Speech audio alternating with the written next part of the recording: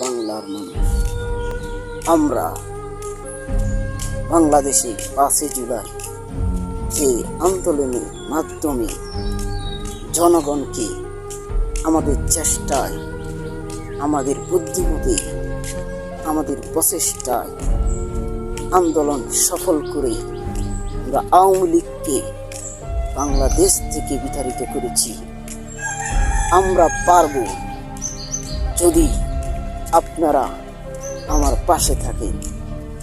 শুধু আওয়ামী লীগ না, এই বাংলার জমিনে যে কোনো জালেম শাসক বসুক না কেন, আমরা সেটা রুখে দেব।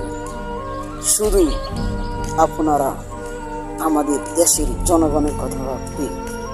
শুধু বাংলাদেশ নয়, আমাদের এখন লক্ষ্য হচ্ছে ইন্ডিয়ার কলকাতা দুর্গ। যতদিন পর্যন্ত আমাদের ইন্ডিয়ার দুর্গ দখল না করতে পারবো, ততদিন পর্যন্ত আমাদেরকে এক এবং শক্ত হয়ে থাকতে হবে।